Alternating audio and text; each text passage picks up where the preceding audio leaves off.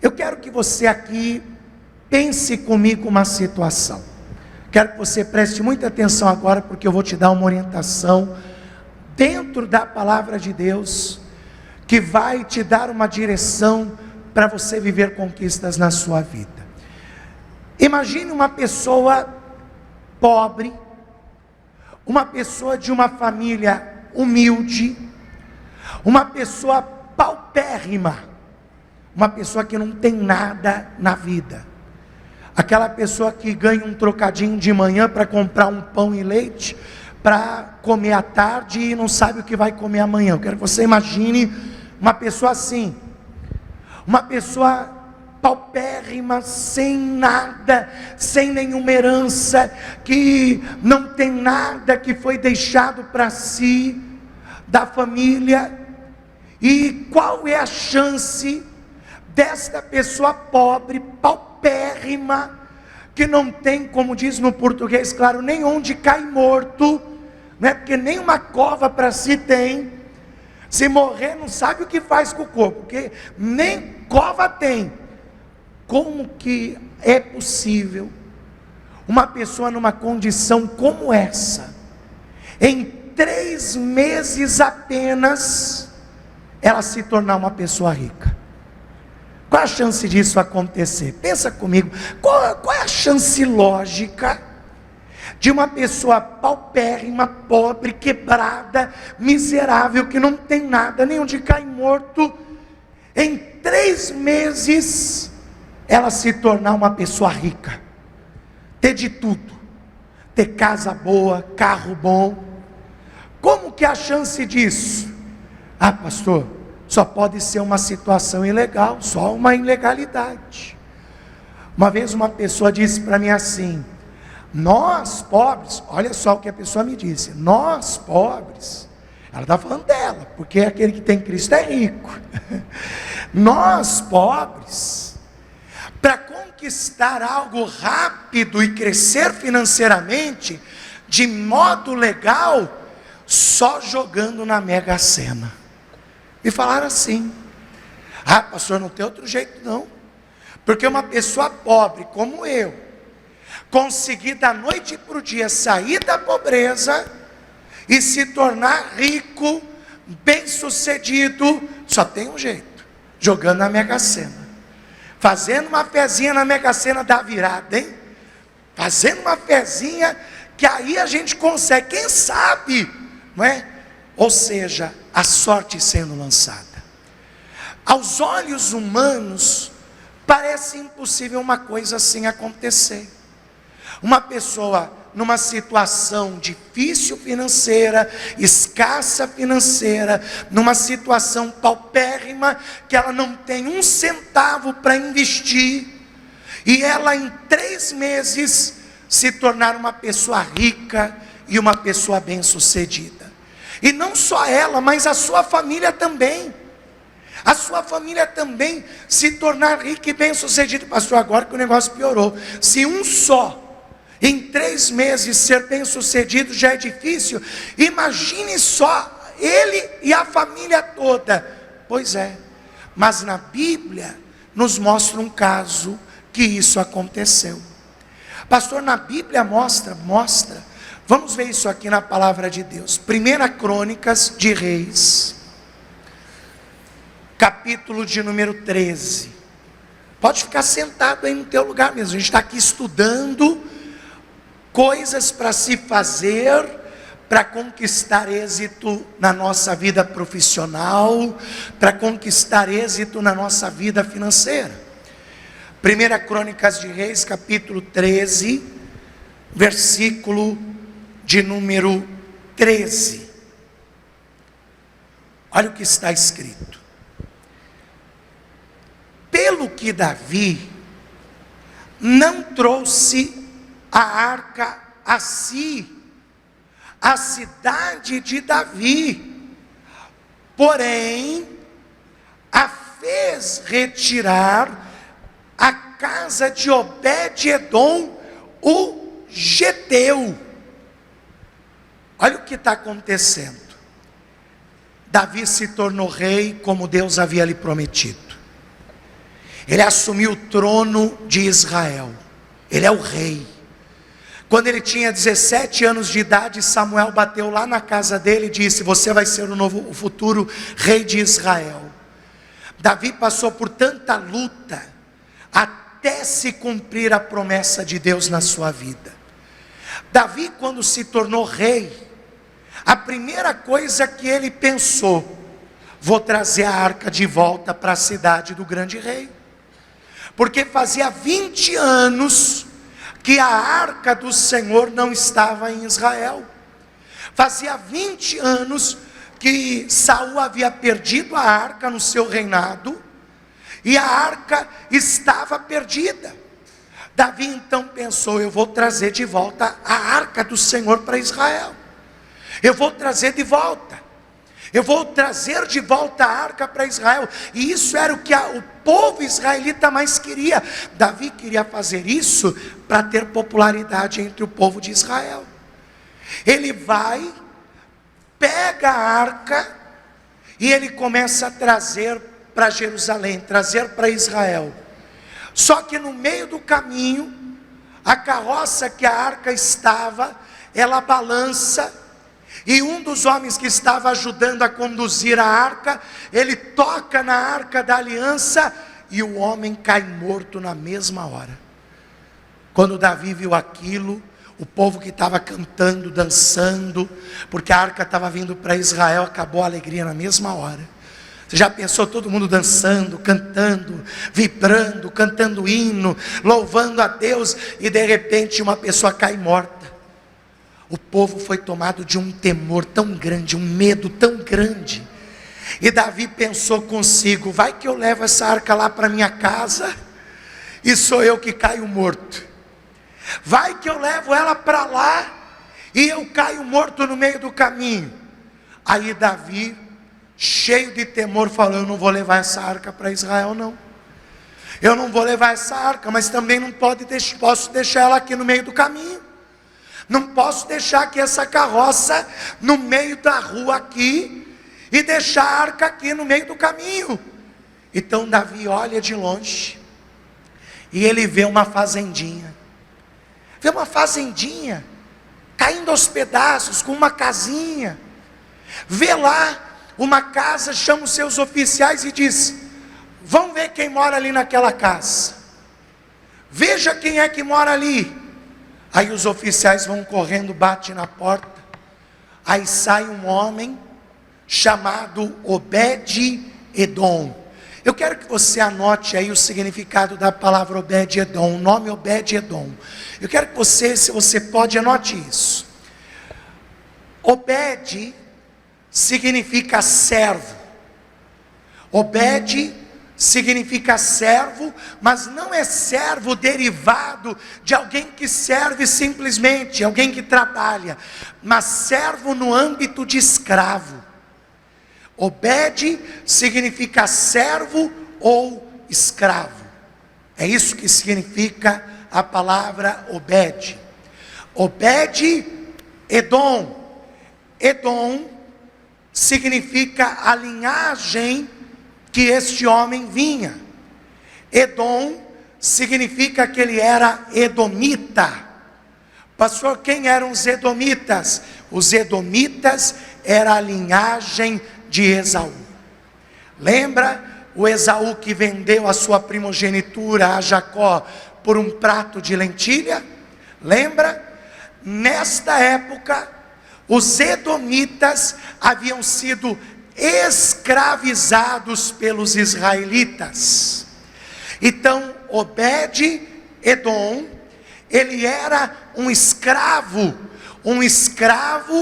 dos israelitas. Ele tinha lá uma casinha, ele tinha ali um campo, ele tinha ali alguma coisinha, mas nada que pudesse dizer que ele era um homem rico. Porque primeiro ele era escravo, ele era servo. Segundo, que ele pertencia à linhagem dos edomitas, que naquela época estavam escravizados pelos israelitas. E ele era geteu, habitante de Gate, que era uma cidade dos filisteus que Davi havia conquistado. Então tudo indica que ele era um escravo. Só que Obed-edom, ele era um homem bom. Você vê que às vezes tem pessoas muito boas, só que só ser bom não adianta para ser bem sucedido. Às vezes a pessoa fala, mas eu sou tão bom, eu sou uma pessoa tão boazinha, eu não faço mal para ninguém, eu não quero nada de ninguém, eu só quero o que é meu, mas eu não saio do lugar, minha vida não vai para frente, minha vida não muda, minha vida não prospera, minha vida não cresce, a minha empresa, eu não faço mal nenhum aqui para os meus concorrentes, eu tento trabalhar em paz, eu sou uma pessoa boa, honesta, mas por que não vai para frente? Se só ser bom fosse, digamos assim, um talento para prosperar, qualquer um que fosse bom prosperava. Você tem que entender que ser uma pessoa honesta e boa é sua obrigação. É sua obrigação como um filho de Deus. Às vezes a gente confunde aquilo que é uma obrigação, como se Deus tivesse um dever de nos abençoar por causa disso. Eu sou uma pessoa boa, Deus tem que me abençoar. Deus olha do céu e fala, você não está fazendo mais nada do que a sua obrigação.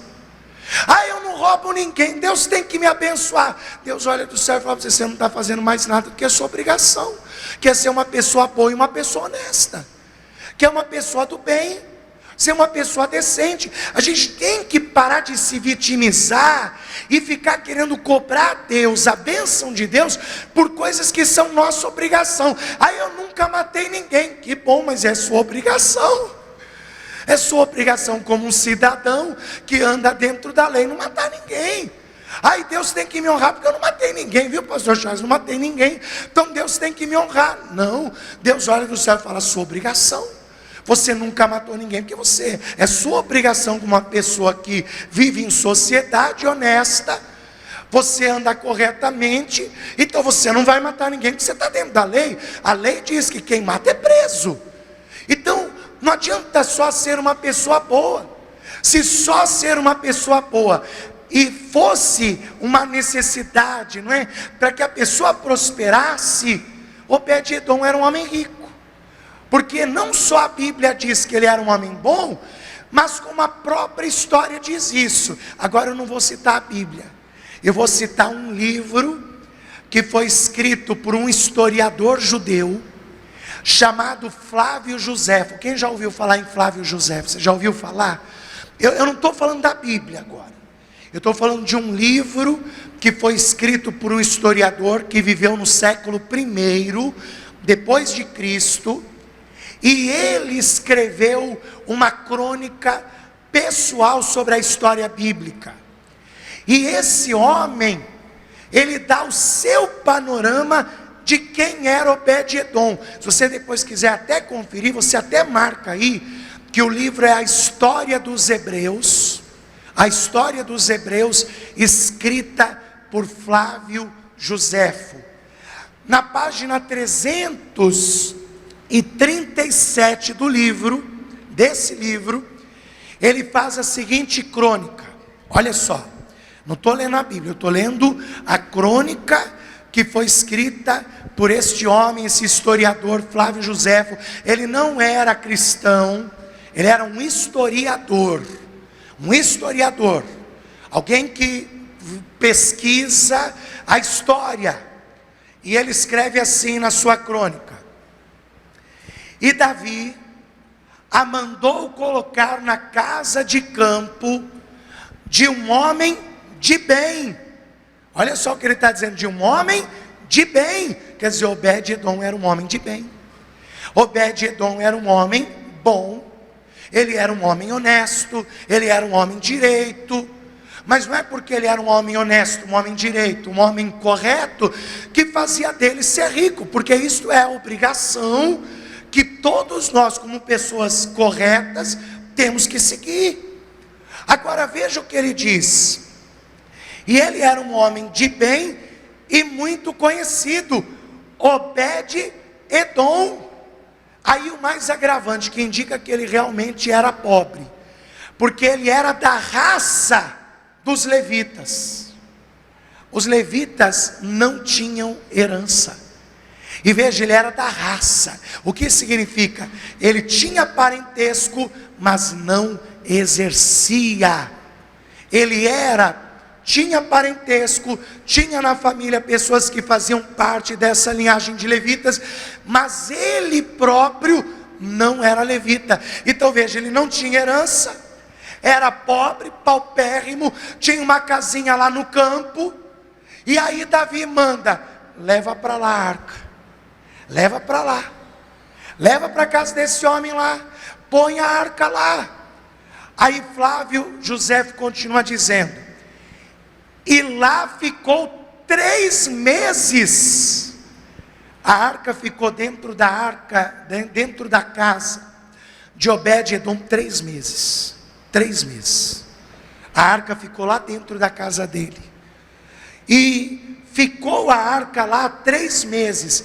E a felicidade que ela trouxe cumulou-o e a toda a família de inúmeros benefícios. Veja só, o fato da arca estar na casa dele trouxe felicidade, e o fato dele estar feliz, preste atenção nisso, o fato dele estar feliz acumulou para ele e para a sua família inúmeros bens. Você sabe qual é o teu problema às vezes?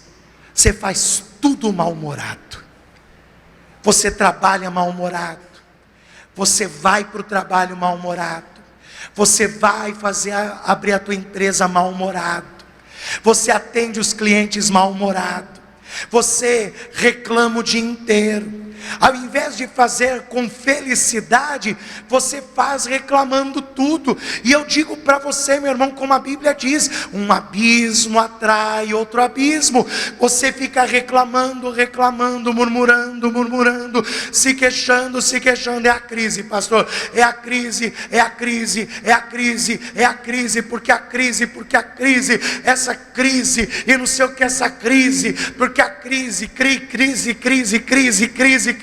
meu irmão, começa a pôr um sorriso no teu rosto, vai trabalhar com alegria, porque o teu Deus vai ver que você está trabalhando com alegria, e Ele vai fazer você prosperar no seu caminho, em nome de Jesus. A primeira coisa que a arca trouxe para Obed-edom foi felicidade. Quer dizer, ele ficou feliz. Antes ele ia para o campo assim, ó, borrado. Só que depois que a arca está na casa dele, ele vai para o campo feliz. Ele vai alegre: eu vou trabalhar hoje. E aí Deus começa a abençoar ele e a família.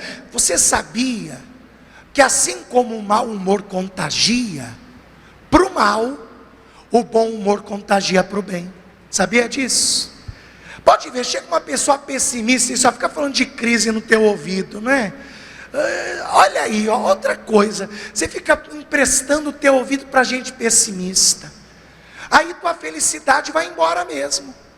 Você chega para trabalhar assim, aí chegam e começa, porque a crise, porque está difícil, aí você vai fechando o rosto, você chega no final do dia, você está lá, parece ter um peso em cima das suas costas, um fardo sobre você terrível.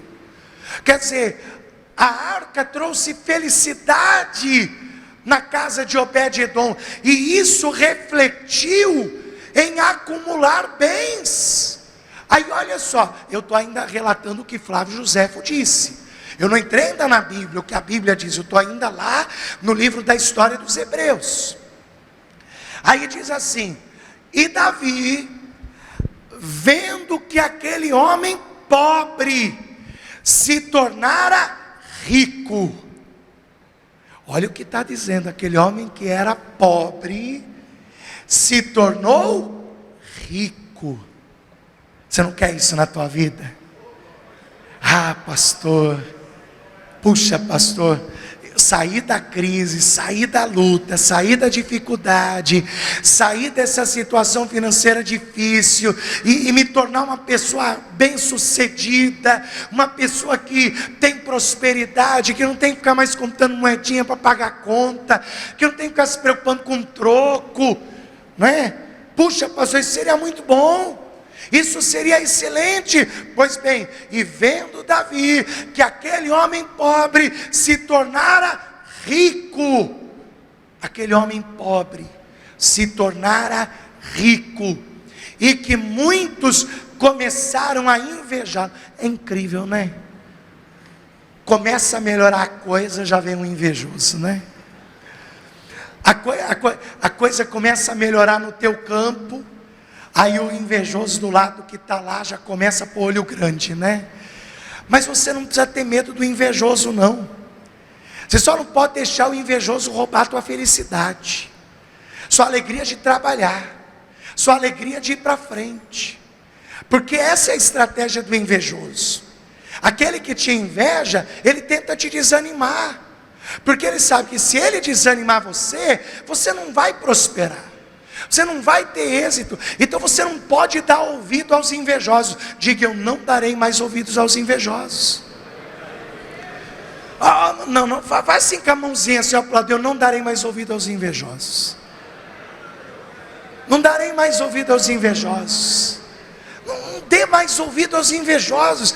Pare de dar ouvidos aos invejosos. Porque olha só, se você parar de dar ouvidos aos invejosos e começar a fazer tudo com felicidade, o mesmo Deus que fez Obed-edom de pobre se tornar rico, vai fazer você também de pobre se tornar rico, para a honra e glória do nome do Senhor.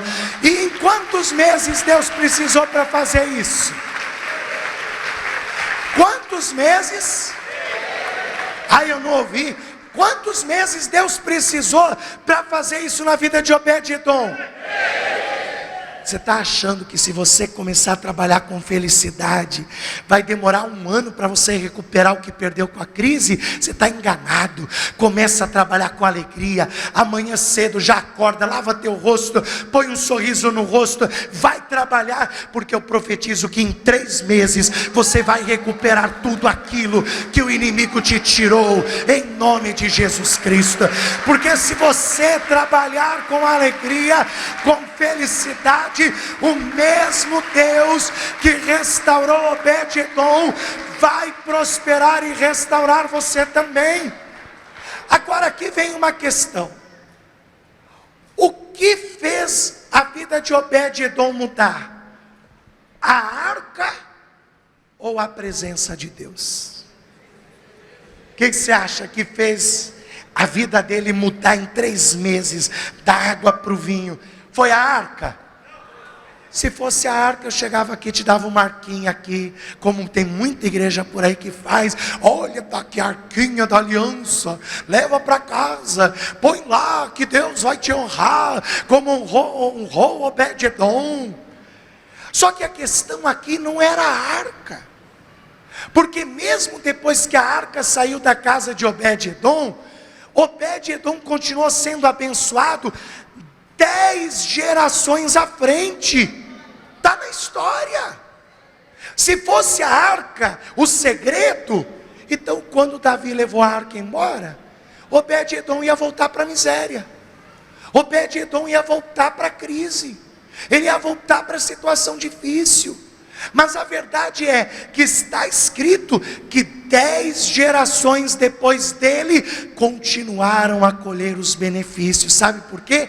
Porque a questão aqui que beneficiou Obed-edom não foi a arca, mas foi a presença de Deus.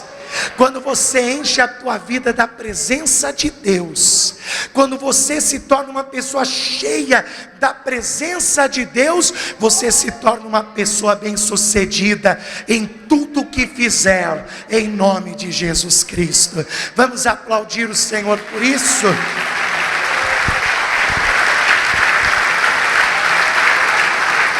Mas o que atrai a presença de Deus? Agora aqui nós vamos entender uma coisa importante. O que é que atrai a presença de Deus? Se é a presença de Deus que mudou a vida de Obed-edom, o que é que atrai a presença de Deus para a nossa vida? Sabe o que é que atrai a presença de Deus para a nossa vida? A unção. A unção. A unção tem o poder de atrair a presença de Deus para a nossa vida. Por isso que eu vou te ungir hoje.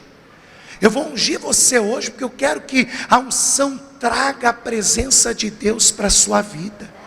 Eu quero que você se torne uma pessoa cheia da presença de Deus. Eu quero que você se torne uma pessoa tão cheia da presença de Deus, que você escute a voz de Deus.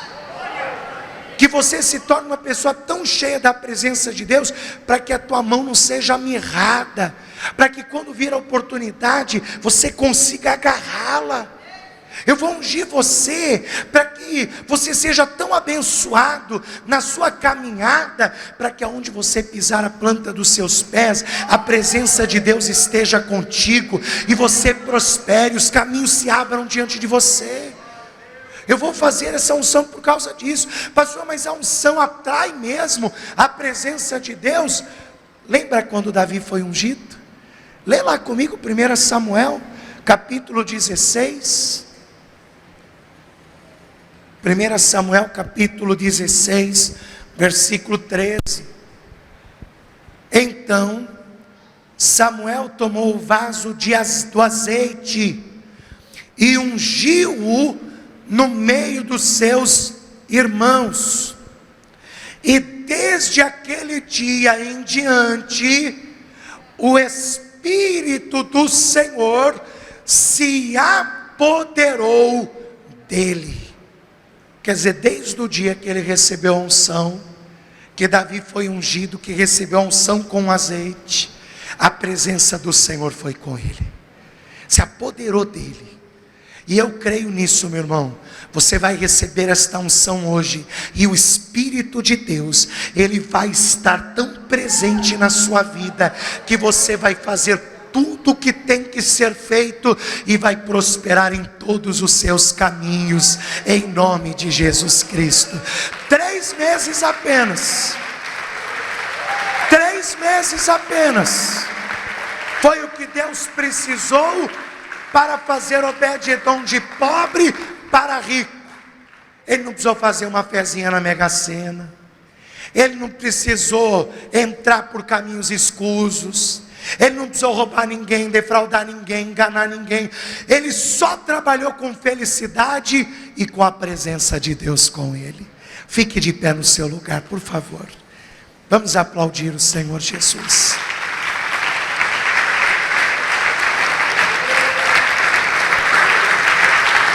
Agora há um detalhe importante em tudo isso. Quando Davi foi buscar a arca na casa de Obed-edom, Obed-edom olhou para Davi e disse: onde a arca for, eu vou também. Onde a presença de Deus estiver, eu estarei também. Eu não quero ficar longe da presença de Deus. Você precisa ser uma pessoa que não aceita ficar longe da presença de Deus. Você não pode. Às vezes eu vejo pessoas que estão numa luta tão grande porque se afastaram de Deus, se afastaram da presença de Deus. Ah, mas é o trabalho, pastor, é o trabalho que é difícil, é o trabalho que toma muito meu tempo. Se você quer ter êxito, você não pode se afastar da presença de Deus. Sabe o que está escrito? Está escrito assim na palavra de Deus: se o Senhor não edificar a casa, em vão trabalham os que a edificam. Se o Senhor não guardar a cidade, em vão vigia o sentinela. Inútil vos será, presta atenção, inútil vos será acordar cedo, dormir tarde e comer o pão de dores. Você sabe o que significa isso? Inútil vai ser você acordar cedo, ficar fazendo hora extra, ficar economizando, porque não vai dar certo. Está faltando a presença de Deus, está faltando a presença de Deus no negócio. Agora, olha o que acontece quando tem a presença de Deus. O mesmo Salmo diz: mas aos seus Deus dá descanso. O que significa isso? Se o trabalho é bem sucedido, há descanso, descanso de alma. Quando tem a presença de Deus, aí a coisa flui, a coisa dá certo, aí você descansa, você consegue descansar no teu espírito, você consegue ter paz dentro de você, mas você precisa ter a presença de Deus. A presença de Deus é indispensável. Diga: a presença de Deus é indispensável. Você pode ser uma pessoa boa, uma pessoa honesta, uma pessoa decente, uma pessoa correta, mas se você não está trabalhando com felicidade, por isso que não está dando certo. Você pode ser uma pessoa boa, honesta, correta, trabalha com felicidade, mas se está faltando a presença de Deus, a coisa não flui, a coisa não vai para frente. Agora, se você quer realmente atrair a presença de Deus para a tua vida, entrega a tua vida a Jesus Cristo. Quando você entrega a tua vida a Jesus, o Espírito Santo vem imediatamente para dentro da sua vida. O Espírito Santo vem imediatamente para dentro de você. Por isso, nesta noite, se há alguém aqui no nosso meio que ainda não entregou a vida a Cristo, que ainda não recebeu ao Senhor Jesus como seu Senhor e como seu Salvador, entregue a tua vida a Cristo hoje. Entregue a tua vida a Jesus agora. Entregue a tua vida a Jesus neste exato momento, porque você vai ver a diferença imediata que vai ser na sua vida. Você vai ver a diferença instantânea que acontece na vida de quem entrega a vida para Jesus. Por isso, se há alguém aqui no nosso meio que ainda não entregou a vida a Cristo e quer entregar a sua vida a Jesus hoje, levante a sua mão direita aos céus que eu vou orar por você. Pastor, eu quero. Você que levantou a sua mão, vem aqui diante do altar de Deus que eu vou orar por você. Vem cá que eu vou orar pela sua vida. Vem cá que eu vou orar para que Jesus seja o Senhor da sua vida. E aí você vai ser feliz, vai trabalhar com felicidade, vai ter êxito em tudo que você fizer. Vamos aplaudir o Senhor Jesus. Pastor, eu já entreguei minha vida para Jesus, mas eu me desviei. Pastor, sabe, eu saí da igreja, pastor. Se você está afastado, afastada, o que está faltando é a presença de Deus. Então você tem que se reconciliar com Jesus hoje. Se há alguém aqui no nosso meio que quer se reconciliar com Jesus nesta noite, que quer se reconciliar com o Filho de Deus, saia do seu lugar e venha aqui à frente. Venha se reconciliar com Jesus hoje. Não hesite não.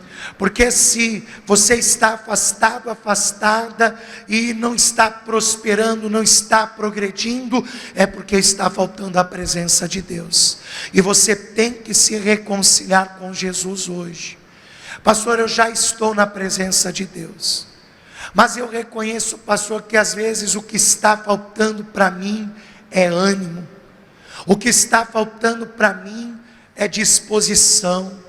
Pastor, ora por mim, ora para Deus me dar ânimo para trabalhar, ora para Deus me dar disposição para trabalhar, ora, pastor, para que Deus me faça trabalhar com felicidade.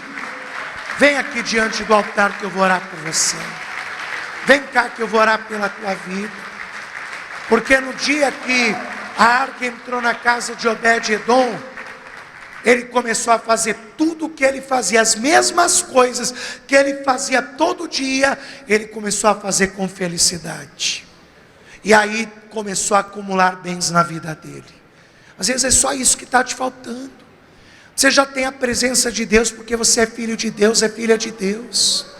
Só que às vezes o que está te faltando é só trabalhar com um sorriso no rosto, é trabalhar com felicidade, é trabalhar com ânimo, é chegar mesmo no ambiente de trabalho e sorrir, E sorrir mesmo, fazer com alegria. Porque não é assim, Deus não ama quem faz as coisas com alegria. Poxa vida, você vai numa loja, vamos falar a verdade aqui. Você entra numa loja, aí está lá o vendedor com aquela cara de cachorro que caiu da mudança. Você pensa até, dá vontade até de virar as costas e ir embora. Agora você chega num lugar, está lá o vendedor com um sorriso no rosto, e ele diz: pois não, o que o senhor deseja? Puxa vida, você até olha e fala: puxa, me tratou tão bem, estou até com vergonha de sair da loja e não comprar nada, você fica até com vergonha. Eu lembro que eu fui numa loja outro dia com a minha esposa falou: eu quero ver aquele sapato pretinho ali.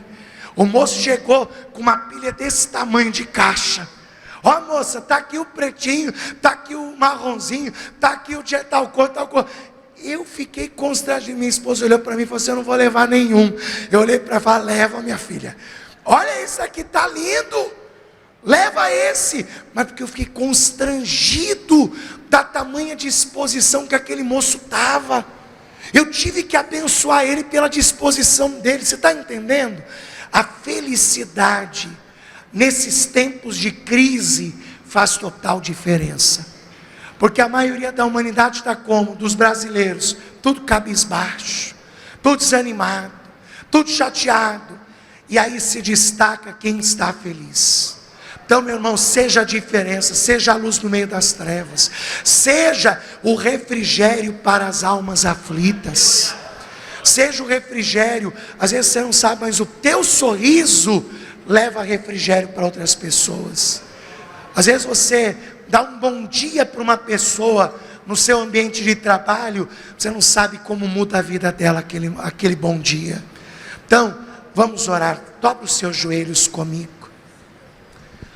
Estenda as mãos em direção destas vidas. Feche os teus olhos. Você que está assistindo esta mensagem, ou até mesmo ouvindo esta mensagem pelo rádio, faça como essas pessoas que estão aqui comigo na sede estadual da Paz e Vida, no Rio de Janeiro, na Vila da Penha. Entrega a tua vida a Jesus e Ele vai te dar verdadeira felicidade. Se você está afastado de Jesus, se reconcilia com Ele, porque Ele é que traz a presença de Deus para a sua vida.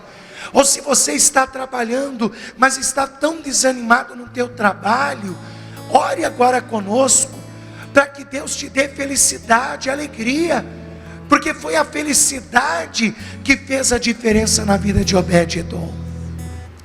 Você que está entregando a sua vida a Cristo, diga assim comigo: meu Deus e meu Pai, neste momento, eu recebo ao teu Filho Jesus Cristo, como meu Senhor e como meu Salvador.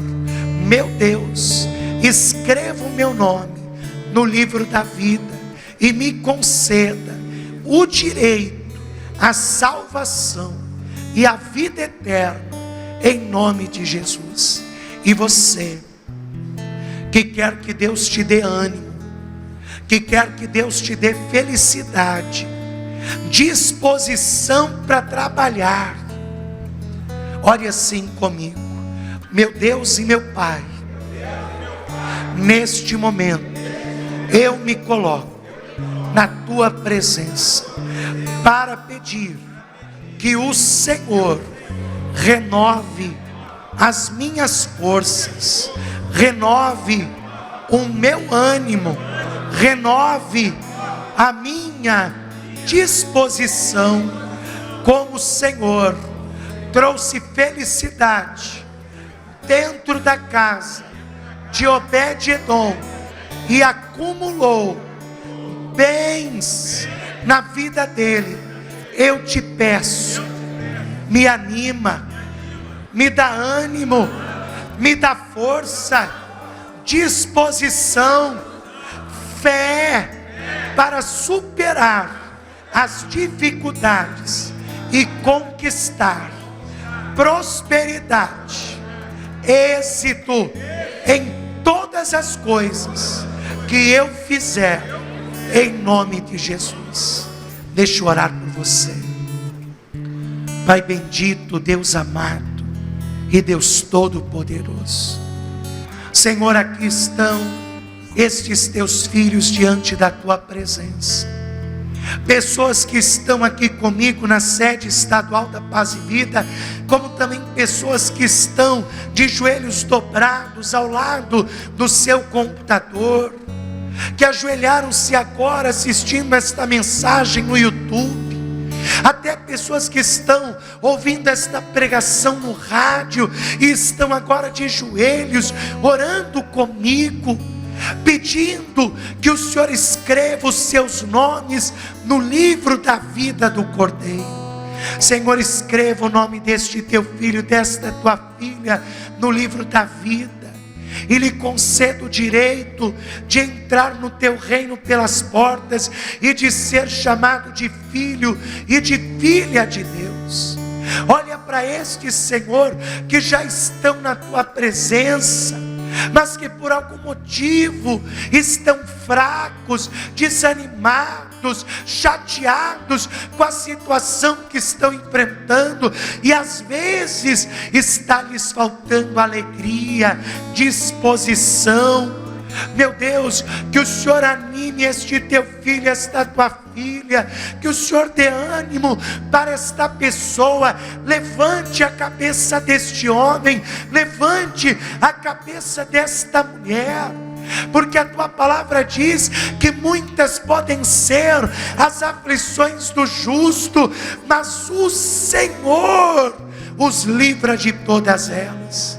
Então livra este teu filho, livra esta tua filha desta luta, desta aflição. Meu Deus, em nome de Jesus, dá ânimo, dá alegria, dá felicidade, dá disposição, para que este teu filho, esta tua filha, trabalhe com ânimo e com disposição, e alcancem prosperidade, sucesso e êxito em todas as áreas da sua vida.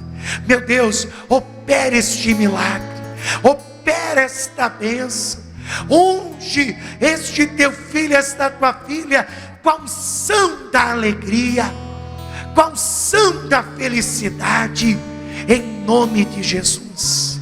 Que assim seja feito, para a glória do teu santo nome, em nome de Jesus. Amém. E graças a Deus. Diga graças a Deus.